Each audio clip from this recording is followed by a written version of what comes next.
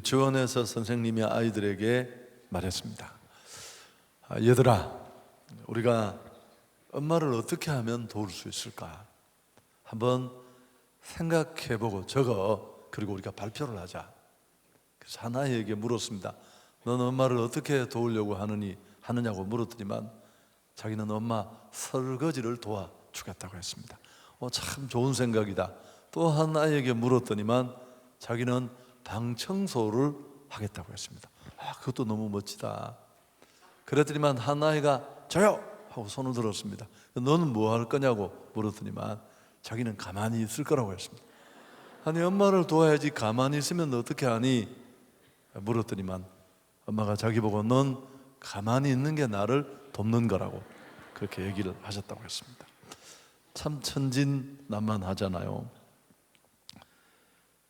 우리 그 시대의 일반적인 고정관념과 관행을 우리 예수님이 깨트리시는 장면을 우리가 오늘 이 마가복음 연강 중에 만났습니다. 그 시대의 어린이들은 존재나 인권 이런 데 별로 의식이 없었습니다. 지금 같지 않았습니다. 그래서 그 시대의 어린아이들은 힘없고 약하고 숫자를 세는데도 맨날 빼먹고 별로 중요하지 않게 여겨지는 그런 존재들이었습니다. 당연히 어른들에 의해서 하찮게 여겨지고 무시당할 때도 많았습니다. 여러분, 우리 대한민국도 제 생각에는 1, 20년 그렇게까지 올라가지 않아도 그런 시절이 있었습니다. 제 기억에도. 근데 당시에 이러한 생각과 모습들은 예수님의 제자들에게서도 여실하게 드러납니다. 어린아이들을 이 집회에 데리고 나온 사람들을 제자들이 꾸짖는 장면이 오늘 13절에 나옵니다. 사람들이 예수께서 만져주심을 바라고 어린아이들을 데리고 오매 제자들이 꾸짖거늘. 여러분, 여기 꾸짖는다는 말은 우리 번역에는 충분히 그런 뉘앙스를 느낄 수가 없습니다만은 매우 강한 말입니다. 귀신을 내쫓거나 하나님의 뜻에 반대한다, 이럴 때 사용되는 단어예요.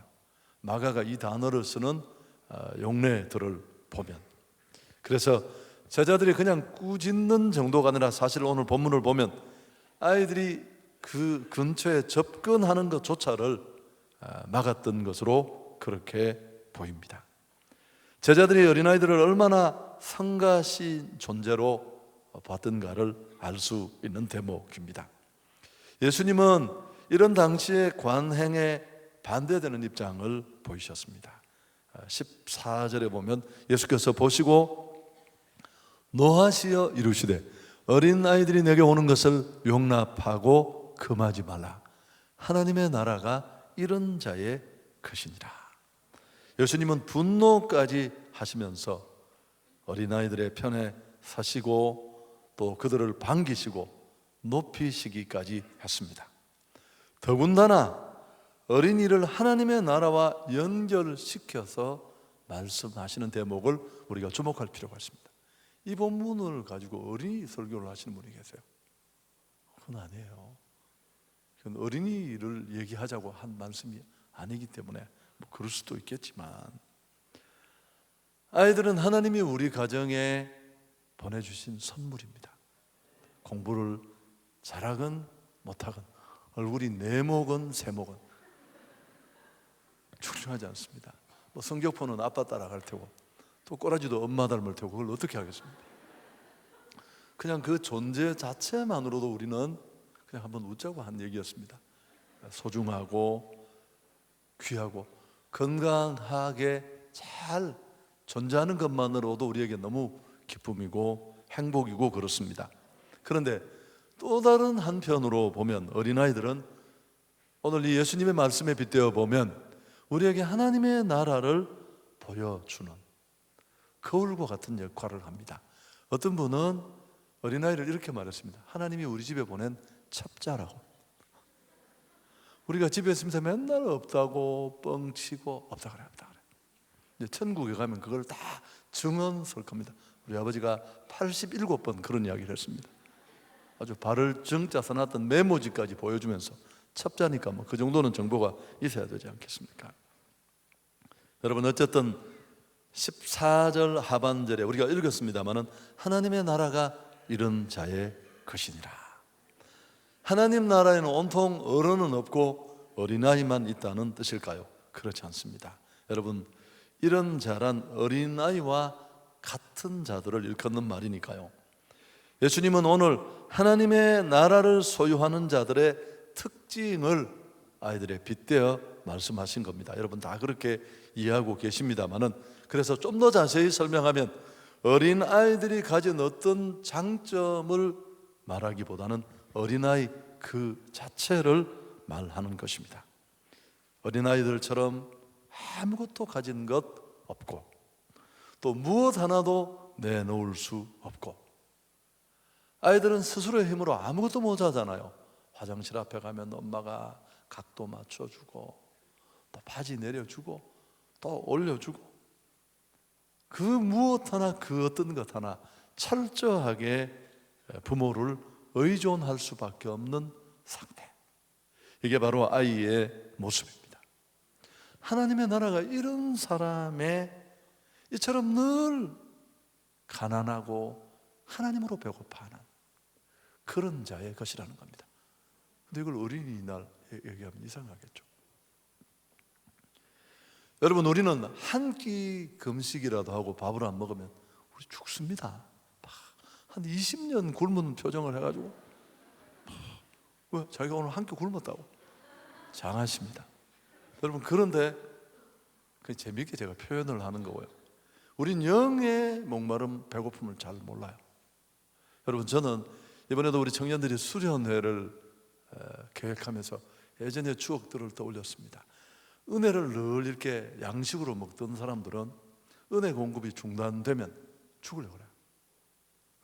너무 영적으로 배고파서 막 수련회를 준비하고 받았던 그 은혜, 아이들이 동계 학예에 받은 그 은혜로 6개월을 버티거든요, 사실은. 또 그 수련회 영적 스타들이 나와서 그 스타들이 좀 힘있는 그런 부서를 막 앞서서 이끌어가고, 그런 은혜가 항상 주어집니다. 제가 곧잘 비유를 했습니다. 마치 프로야구 선수들의 동계 캠프와 같다고. 우리는 모르지만 겨울 내내 정말 극한의 추위를 두고 축자사자 훈련하잖아요.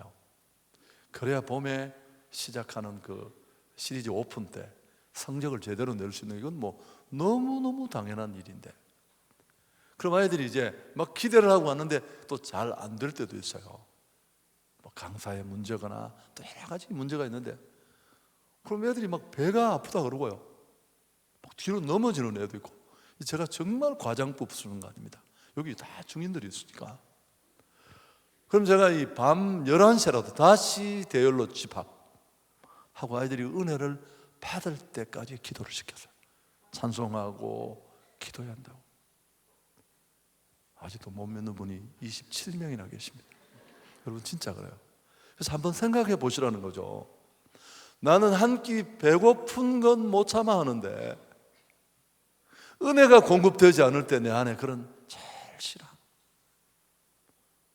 왜 이렇게 목마르고 배고프지? 여러분, 하나님 나라는 그저 하나님 나라 임하소서. 오늘 제가 시작할 때 사실은 우리 반주자가 목사님 그 키까지 못 올라간다고 반키 낮추자는 걸 내가 됐어요. 그냥 불러서 올라가지 않아서 어려움이 많았습니다만, 그 하나님 나라라고 찬양만 한다고 하나님 나라가 임하는 게 아니고, 그 하나님 나라는 바로 이런 가난한 마음을 가진 자들의 것이라는 뜻입니다. 가진 것 많고, 한성교회 내가 뭐 더 필요하겠어? 여러분, 그래서 부자가 천국 들어가는 것이 낙타가 바늘 귀로 들어가는 것만큼 어렵다는 말씀도 그런 측면에서 이해하시면 되겠습니다. 스스로 하나님 앞에서 내세울 것 많고 또 자랑할 것 많은 사람은 힘듭니다. 오롯이 하나님의 은혜 밖에는 내가 기댈 것이 없어. 오늘도 여러분, 뭐 눈물이 다는 아닌데 제가 딱 올라서 찬양 반 두 소절을 불렀는데도 벌써 눈가가 파랗게 됐어요. 목사가 봐도 그게 그렇게 예쁘고 사모하는 마음이 보기 좋은데 하나님이 보시면 어떻겠습니까? 여러분, 하나님께서는 우리 성도들에게 이런 진리를 깨닫게 하시기 위한 거울로 어린아이들을 우리 주변에 허락하셨다, 그렇게 말씀하고 계십니다. 영국의 서정시인인 윌리엄 워즈워드는 무지개라는 시에서 이렇게 말했습니다. 어린이는 어른의 아버지여라. 그래서 우리도 아이들에게 배울 게 많이 있다는 뜻입니다. 15절을 보면 예수께서는 이제 결론적인 말씀을 하시는데요, 우리가 함께 읽도록 하겠습니다. 내가 진실로 너희에게 이르노니 누구든지 하나님의 나라를 어린아이와 같이 받들지 않는 자는 결단코 그곳에 들어가지 못하리라 하시고, 여러분, 오늘 우리가 읽은 짧은 이 단락에 제가 뛰어넘을까도 많이 생각을 했습니다만 제일 중요한 구절이 사실은 이 15절에 나와 있는데요, 하나님의 나라를 어린아이와 같이 받들지 않는 자는 천국에 들어갈 수 없다. 그런데 우리에게 문제가 되는 구절은 받들지 않는다는 뜻입니다. 누가복음 18장 17절에도 똑같은 본문에 보면 어떻게 우리 번역에도 되어 있느냐 하면은 받아들인다, 그런 뜻으로 번역을 했습니다. 그래서 하나님의 나라를 이런 어린아이와 같이 받들지 않으면 천국에 들어가지 못한다. 이 말은 하나님의 나라를 어린아이와 같은 마음으로 받아들이지 않는 자는 천국에 들어갈 수 없다, 그런 뜻입니다. 그럼 아이들이 가진 것 같이, 그렇게 어린아이 같이 천국을 받아들인다는 것은 무슨 의미일까요? 제가 앞에 설명했는 그 내용 아니겠습니까? 자신을 너무너무 잘 알고, 사실은 아이들은 그런 것도 모릅니다. 순수하고 천진난만하고 별로 계산 없고 부모에게 전적으로 의존적이고, 이런 아이들의 모습을 일컫는 것입니다.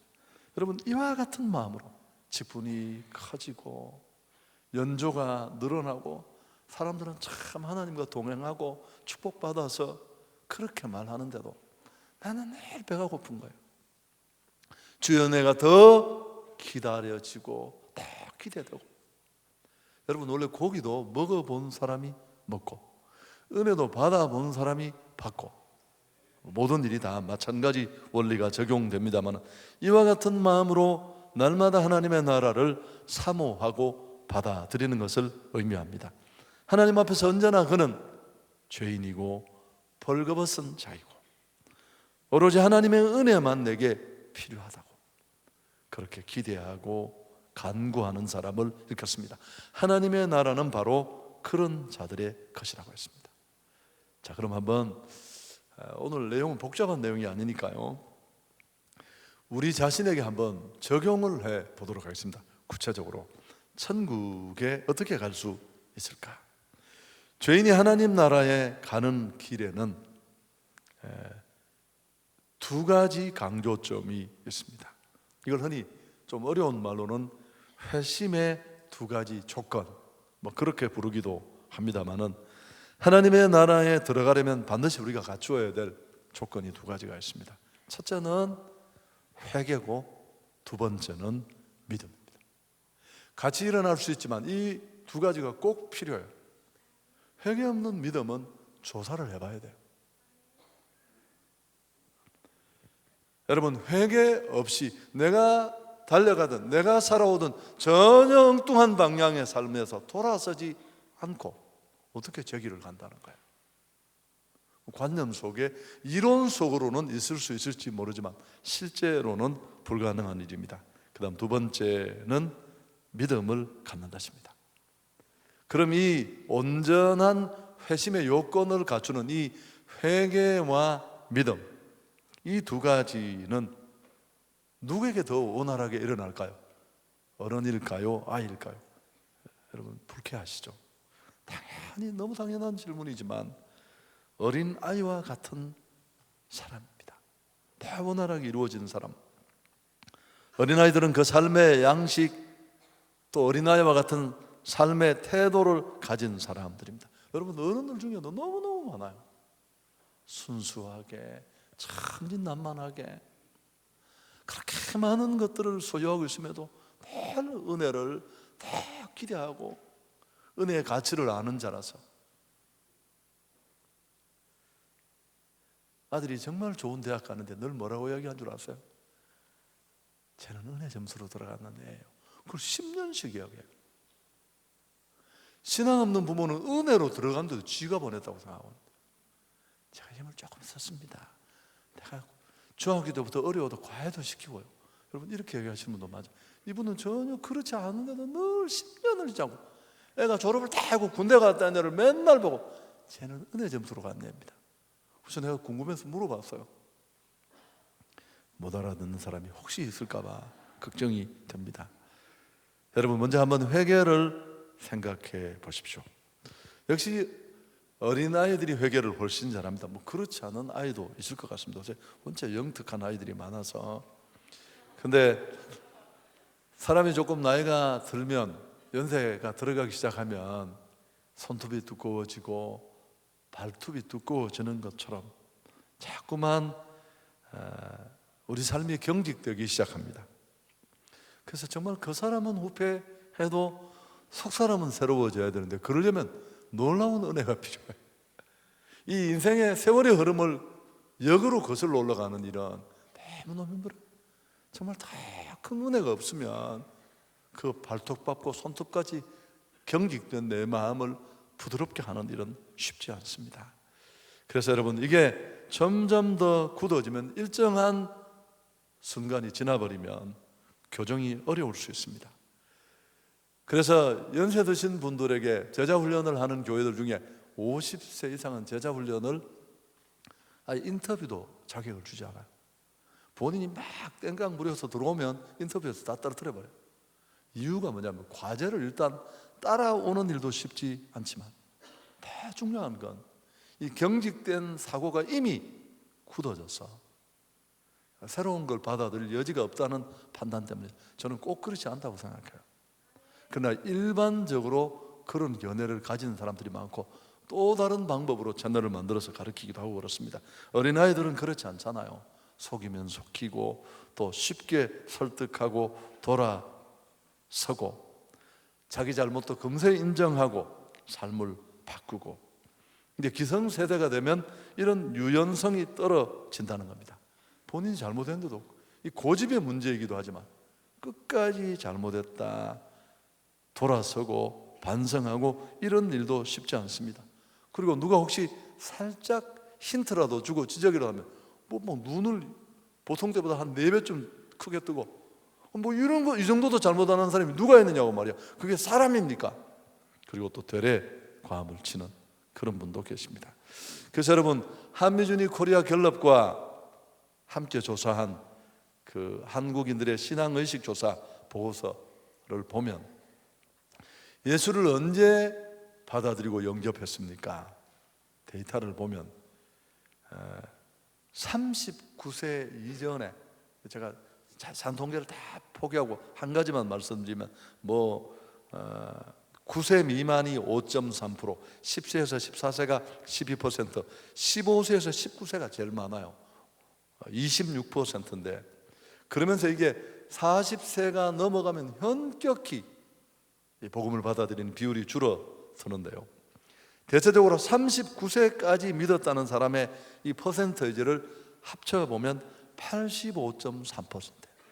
10명 중에 8명 반 9명은 40대 이전에 예수를 믿어요. 여러분, 이게 뭘 말할까요?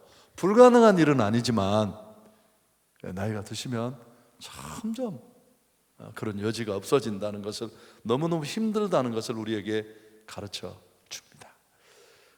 가난한 심령, 자신을 낮추는 마음에 하나님의 은혜가 임할 줄 믿습니다. 시장이 반찬이라는 말도 있잖아요. 동일한 내용을 다루고 있는 마태복음을 읽어보면 이렇습니다. 같이 한번 읽을까요?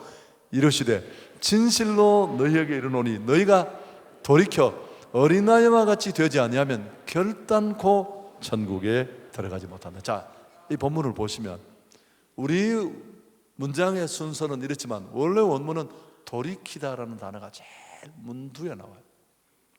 그래서 회개 없이는 하나님 나라에 들어갈 수 없다는 그 정황을 이 문장의 원래 구조가 잘 보여주고 있습니다. 그래서 어린아이일수록 더 용이하다는 거죠. 여러분 뒤에도 말씀드리겠습니다만은 사실은 제가 여러 번 설교 중에도 말씀을 드렸습니다. 죄 때문에 망하는 게 아니라 무엇 때문에 망하죠? 회개하지 않아서 망하는 거예요. 우리가 어떻게 죄로부터 완전히 결별하고 멀어질 수 있겠습니까? 허물이 있고 실수도 하고 잘못도 하고 넘어졌던 자리에 또 빠지기도 하고, 그때 하나님이 이런저런 방법으로 깨닫게 하시고 돌이키게 하시려고 견고하시고 지적하실 때 우리가 탓하고 핑계대지 말고 내가 나를 회개하고 내려놓으면 우린 다시 회복으로 나아갈 수 있습니다. 두 번째, 믿음도 마찬가지입니다. 누가 잘 믿겠습니까? 당연히 A를 A라고 말하면 어른들은 어떻게 생각합니까? 아이고, 목사님 뭐 B라는 말을 그래 했겠지, 저 양반 내가 평소에 좀 아는데, 뭐 이렇게 굴절도 일어나고 자기식으로 해석도 하고 어려워집니다. 그런데 어린아이들은 쉽게 넘어가잖아요. 제가 이제 과거에 조그마한 닭장교회에서 목회를 했다는 얘기를 드렸습니다. 제가 3년 5개월을 그 교회를 섬겼는데 25평쯤밖에 안 되는 닭장에 옆에 또 한 분의 집이 이렇게 달려 있어요. 그 사이에 이렇게 쪽문이 하나 탈랑탈랑거리는 문이 달려 있는데 지금도 잊을 수 없는 일이, 그 기둥 사이로도 아이들은 뭐 기둥이 있거나 없거나 이 문을 팍 열고 뛰어가고 이렇게 하는데, 그 지금은 서울 와서 사시는데 그분이, 그 한 분이 아주 웃기고 재미있는 분이, 그분이 아이 보고, 야, 저 문을 꼭 손으로 밀 필요가 없고 네가 세게 달려가서 부딪히면 문은 저절로 열린다. 아이가 그 말을 듣자마자 바로 이 상황이 이해가 되세요? 총알같이 뛰어가서 문에 부딪혔는데 어떻게 되겠습니까? 뭐 잡으려고 할 사이도 없죠.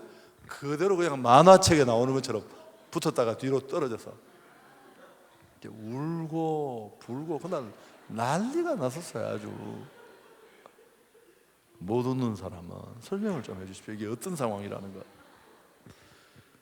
여러분, 제가 이렇게 수십 년이 지나도 제 30대 초반의 얘기인데 이 얘기를 제가 잊지 않는 건 그 아이의 순진함. 말도 안 되는 얘기인데 뭐 이해를 못해서 그럴 수도 있습니다만은, 여러분, 하나님을 향해서도 우리는 이런 전적으로 의지하는 마음이 필요합니다. 회의주의자는 결국은 아무것도 얻지 못합니다. 계산하는 신앙은 자기 한계를 넘어가지 못해요. 그러나 온전히 하나님을 신뢰하고 믿을 때 우리는 그 한계를 뛰어넘을 수 있습니다. 15절을 다시 보시면 내가 진실로 너희에게 이르노니 누구든지 하나님의 나라를 어린아이와 같이 받들지 않는 자는 결단코 그곳에 들어가지 못하리라 하시고, 여기 받들지 않는다는 단어가 다른 말로 바꾸면 앞에도 말씀드렸습니다마는 받아들인다는 뜻이라고 했습니다. 하나님의 나라를 어린아이처럼 받아들이지 않는 자는 천국에 들어가지 못한다. 믿음을 단순한 말로 바꾸면 무슨 뜻일까요? 하나님의 존재를 받아들이고 하나님의 말씀을 내 삶의 원리로 받아들이고 예수 그리스도의 구속을 내가 받아들이고, 아멘, 그 예수를 내 인생의 주인으로 왕으로 구주로 받아들이고 액셉트하고 영접하는 것, 그게 바로 구원인 줄 믿습니다. 예수 믿는다는 것은 교회 다닌다는 뜻이 아니고, 내가 예수를 믿는다는 것은 예수를 믿고 내가 받아들인 그 예수님을 내 인생의 주인 삼고 왕 삼아서 내가 내 삶의 행복의 원칙으로 원리로 받아들인 그 하나님의 말씀을 따라 말씀이 가는 곳에 가고 멈추는데 멈춘다는 뜻입니다. 그래서 언제나 믿음은 항상 두 가지 요소로 구성되어 있습니다. 믿는 것과 맡기는 것. 믿는다고 하면서 맡기지 못하면 그럼 믿는 게 아니에요. 요건이 충족되지 않은 것입니다. 삶의 주인 되려 하지 마시고 또 내가 주인된 그 삶에 가끔씩 예수님 불러다가 회개나 시키고 또 상담이나 하고, 아직도 온전한 신앙의 모습은 아닙니다. 정말 하나님께 맡길 수 있는 그런 우리 삶이 될 수 있기를 축복합니다. 지금까지 그렇게 살았다면 삶 속에서 내가 믿는 대로 나를 맡기며 사는 것까지가 신앙입니다. 그때마다 맨날 하는 이 단골 얘기가 있습니다. 찰스 브론디라는 고개사, 장대 하나만을 가지고 균형을 잡으면서 나이아가라 폭포의 미국과 저쪽 카나다 끝을 건넙니다. 건너기 전에 사람들에게 물었습니다. 제가 이거 장대 하나 들고 건너갈 수 있다고 믿습니까? 네. 당신은 유명한 고개사니까. 그럼 내가 여기 사람 하나를 무등 태우고도 건널 수 있다고 생각합니까? 네. 그 다음 뭐라고 했습니까? 그럼 여기 타시죠. 타겠다는 사람이 아무도 없었어요. 그 이야기가 끝나자 한 소녀가 일어나서 브론디 앞으로 가서 이 무등을 탔습니다. 무등을 태우고 그 폭포를 건넜다 그러잖아요. 나중에 알고 보니까 그 아이는 고개사 브론디의 딸이었고 아버지를 진정 신뢰했기에 글을 쓰셨다. 책에서 읽은 글입니다만, 여러분, 하나님의 자녀는 아버지이신 하나님을 신뢰하는 사람입니다. 하나님은 지금도 말씀합니다. 시편 37편 5절에 내 길을 여호와께 맡기라. 그를 의지하면 그가 이루시고, 잠언 16장 3절에 너의 행사를 여호와께 맡기라. 그리하면 내가 경영하는 것이 이루어지리라. 시편 55편 22절에 내 짐을 여호와께 맡기라. 그가 너를 붙드시고 의인의 요동함을 영원히 허락하지 아니하시리로다. 너희 염려를 다 주께 맡기라. 이는 그가 너희를 돌보십니다. 아멘. 자, 이제 정리하겠습니다. 여러분, 신앙은 사실 얼마나 잘 맡기느냐에서 결판 난다고 할 수 있습니다. 오늘 밤에 좀 더 적용을 해 본다면,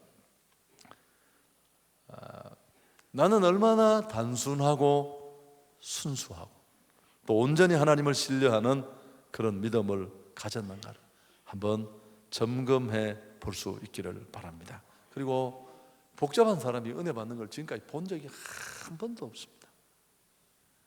그래서 여러분, 하나님 내 신앙이 더 온전해지고 더 순수해지고 주만 바라보는 그런 신앙으로 나를 바꾸어 주옵소서. 그리고 이 한 해 그저 계산하는 믿음의 차원을 뛰어넘어서 하나님께 나를 온전히 맡기는 그런 신앙인으로 살게 해 주옵소서. 하나님이 책임져 주십니다. 저도 이제 여기까지 오는 동안 지금도 많은 과제들을 안고 있습니다만은 제 목회 현장을 보면서 하나님이 남아있는 기간 동안 또 우리 한성교의 미래를 어떻게 인도하실까? 제가 이 10년을 돌아보면 참 정말 설교를 하기 위해서 제가 이런 얘기를 하는 게 아닙니다. 참 놀라웠어요. 놀라워. 내가 자로 재고 이끌어서는 올 수 없는 길을 너무 정확하게 전교하게 하셨습니다. 그래서 그 지난 날의 여정을 보면 막 그분은 신뢰할 수 있어요. 그 또 아이들을 보면 부모는 늘 아쉬움이 있잖아요. 눈도 좀 더 컸으면 싶고 키도 좀 이렇게 당겨주고 싶고 뭐 하고 싶은 게 한두 가지가 아니에요. 그렇지만 또 생각해 보면 쟤들보다 훨씬 부족한 나를 하나님이 이렇게 내 인생 던지듯이 그분 앞에 맡겼는데 이렇게 참 내 한계나 자원을 뛰어넘어 살게 하시는 그 은혜를 생각하면 그분이 참 좋으신 분이고 또 신실하신 분이고 나보다 더 좋은 길로 인도하신다는 믿음이 생기고 그렇습니다. 언젠가 한번 얘기를 했나요? 기도의 아버지 조지 뮬러는 생전에 5만 번 기도 응답을 받았다고 하잖아요. 영국 브리스톨에서 60년 목회를 하던 목회자잖아요, 원래. 근데 그분이 이제 고아 사업도 했어요. 10,000명 이상의 고아들을 먹였습니다. 근데 원칙을 아시죠? 어떤 경우에도 사람에게 손을 벌리지 않는다. 도와주십시오. 나 이런 귀한 사업을 한 번도, 그게 그의 원칙이었습니다. 근데 우리는 그냥 그가 기도의 사람이기에 그렇게 했을 것이라고 생각하는데, 조지 뮬러가 그 일기에서 이걸 뭐라고 밝혔느냐 하면, 그가 그런 사역의 방식을 고수한 이유는 하나님은 지금도 살아계셔서 믿음으로 인생을 맡기고 그를 찾는 자기 백성을 얼마나 신실하고 정확하게 먹이시는지를 자기가 보여주고 싶었대요. 자기 주변에 있는 신앙인들에게, 예수 믿지 않는 많은 사람들에게 그는 그걸 증명하고 싶어서 아무리 어려워도, 그 유명한 얘기 했잖아요. 고원에 오늘 먹어야 될 아침 식사가 없어요. 빈 접시가 다 돌아가고 기도하자고. 하나님, 일용할 양식을 주셔서 감사합니다. 근데 기도가 끝나려고 하는데 문이 열리는 소리가 들렸습니다. 옆집에 사시는 분이 음식을 들고 왔어요. 어제 파티를 하려고 음식을 주문했는데 사람들이 너무 작게 와서 너무 많이 남아서 이 음식을 어떻게 처리할까 고민하다가 옆에 생각이 났다고. 이럴 때는 보통 아멘을 다른 교회에서는 다 하고 그렇게 합니다. 여러분 잘 아신다고. 이걸 모르는 사람이 누가 있어요? 다 아는데. 듣고도 또 아멘, 아멘 하셔야 되죠. 아멘. 참 멋있잖아요. 그냥 자기 응답을 받기 위해서 사람에게 손 벌리지 않은 것으로만 알았는데, 그게 아니라 신앙인으로서 하나님을 신뢰하는 사람으로 살아가는 그의 삶을 통해서 하나님이 얼마나 역사와 시대를 초월해서 상황을 뛰어넘어 자기 백성을 책임지시고 맡긴 인생을 이끌어 주시는지를 보여주고 싶어서 그랬다는 거예요. 우리 모두에게도 이런 사명이 있는 줄 믿습니다. 오늘 우리 자막하시는 분이나 이 그림 찾는 분이 참 센스가 있으세요. 제가 원고를 주면 한 줄기를 뽑아요. 얼음 위에 나와요. 얼음도 이뻤잖아요. 아까 영상, 그 영상에 이 칼빈의 기도론이 띄워져 있었잖아요. 칼빈은 왜 하나님은 기도 응답을 지원하실까? 여러분 너무너무 궁금해하죠. 그래서 우리가 이게 궁금하다가 못 풀고 뛰어넘어가면 어떻게 됩니까? 하나님 돌아가셨고 하나님 안 계셨고 그냥 목사님이 막 관념 속에 있는 걸 풀어내가 뻥쳐서 여기까지 온 줄, 이렇게 합리적으로 설명하고 낙심으로 갈 수 있습니다. 여러분, 왜 하나님은 기도 응답을 지원하실까? 칼빈은 기도론에서 이렇게 말했습니다. 우리가 필요로 하는 모든 것을 아시는 하나님께서 우리로 하여금 오래 기도하게 하시는 것은, 첫째, 모든 좋은 것이 그분께로부터 온다는 것을 알게 하기 위해서. 두 번째는 우리로 하여금 하나님만 의뢰하며 살게 하도록 하기 위해서. 여러분, 고난을 겪어본 분은 압니다. 내가 기도했더니만 금방 응답된 빠른 응답도 간증이지만 정말 더 큰 응답이 뭘까요? 10년을 기다리고 20년을 기다리고 참 우사당하고 욕먹고 예수 믿는 게 저렇게 구질구질하게 사느냐는 그 핀잔 아내한테도 먹고 이 수모를 겪으면서, 야, 하나님 정말 돌아가신다, 욥 같은 그런 마음을 겪으면서 죽든지 할 수 있는 건 기도밖에 없어서 그냥 그런 그 기도가 어느 날 응답되었을 때, 여러분 이거는 좋은 날 수천 번 수만 번 받은 기도 응답과는 상관없는, 그분이 얼마나 좋으신 분이고 얼마나 하나님의 때에 정확하게 가장 놀라운 방법으로 응답하시는 분이신지, 그리고 나는 그 하나님 없이는 살 수 없는 존재라는 확고한 신앙에 굳게 서게 될 줄 믿습니다. 여러분, 이런 걸 뭐라고 할까? 절대 신앙이라고 하는 겁니다.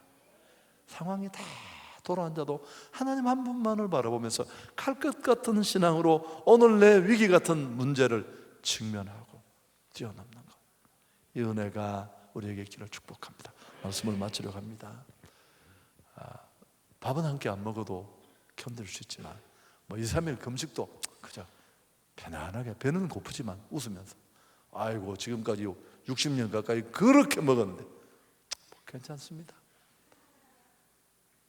그러나 여러분, 정말 은혜가 조금만 공급이 잘 되지 않으면 너무 아픈 마음으로, 안타까운 마음으로 은혜를 기다리는 그런 우리 모두가 되어서 오늘 이 어린아이 같은 믿음으로 늘 주님 앞에 서는 그날까지 은혜와 축복을 누리는 우리 모든 공동체가 될 수 있기를 축복합니다.